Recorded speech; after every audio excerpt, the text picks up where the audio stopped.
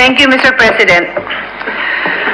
Una sa lahat, sa ngalan ng administrasyon ni Pangulo Duterte, gusto kong iparating ang taus-pusong pasasalamat kasama ng aking mga kasamahan sa Senado sa lahat ng ating mga kababayan na nagkaisang sumunod sa mga pahayag ng ating Pangulo hinggil sa enhanced community quarantine at nanatili sa kanilang mga bahay upang hindi na lalong kumalat pa sa ating bansa ang coronavirus.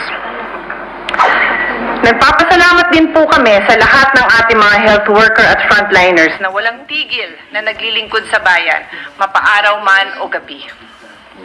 Ang panukalang batas na ito ay para sa ikabubuti ng ating bansa. Para mabigyan ng gobyerno ng sapat na otoridad na maglaan ng pondo ng bayan para tugunan ang mga pagsubok na dala ng COVID-19. Saan kukunin ang pondo? Yan ang magandang balita ko sa inyong lahat. May pera po tayo. Huwag po kayong mangamba. Naging responsable ang ating gobyerno sa pamamahala ng ating pera.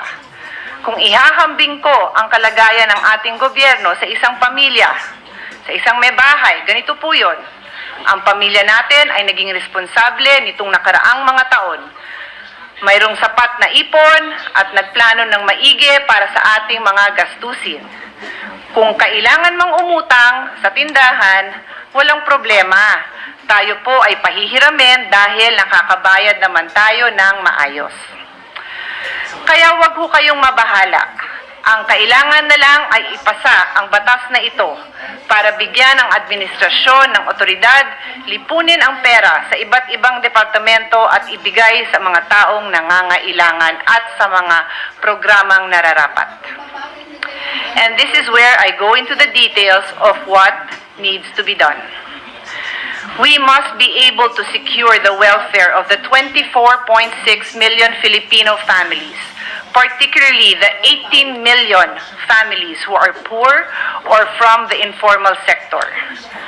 Our immediate goal is to provide each of these 18 million with 5,000 to 8,000 pesos a month for the next 2 months. This will provide for their food and other daily needs and will increase the chances that they will stay home and keep themselves safe and other Filipinos safe. Our enhanced community quarantine in Luzon is designed precisely and if done properly to slow the spread of the transmissions, to save lives, and allow us to expand our health system to test and treat our people. This enhanced community quarantine is coupled with numerous measures which need to be carried out at all levels of government by the private sector and civil society. These are urgent and extraordinary actions because this virus spreads fast. We need to slow it down and eventually halt it for good.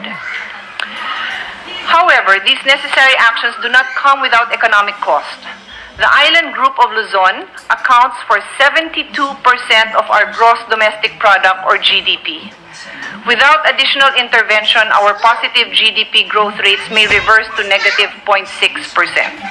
If we are able to beat this virus in 3 months and redouble our efforts to recover our growth trajectory in the that our economic managers estimated before the enhanced community quarantine was put in place. It is crucial, however, for the government to keep fighting COVID-19 and to keep investing in our infrastructure program and our people so that economic sectors are jump-started and jobs are created as quickly as possible once the outbreak is behind us. Hindi tayo nag-iisa. Economies around the world are taking a hit and government will spend beyond their means to protect their people from this menace. Where we differ from many is in our strong macroeconomic fundamentals and effective debt management. A large part of this strength comes from the comprehensive tax reform program, which we passed and has allowed us to raise revenues in advance as assurance against these kind of risks.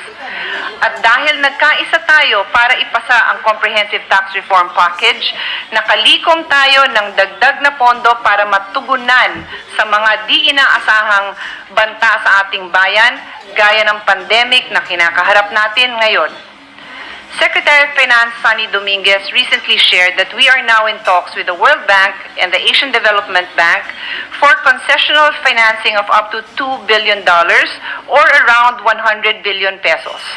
We have also received a grant of $3 million from ADB and a loan of $100 million from the World Bank to fight COVID-19. We will work with other sources to finance the balance.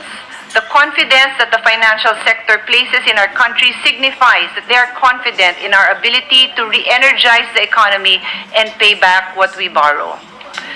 It was a very different fiscal picture back in 1997 during the Asian financial crisis, when it was much harder to borrow from the World Bank and the IMF. The national government was in a difficult fiscal position, which led to a fiscal crisis in 2003. In 2009, during the global financial crisis, we tried to gather idle cash from various national government agencies to mobilize a decisive response, but we were prevented by various laws. The lessons must be learned. We cannot address new challenges with tools designed for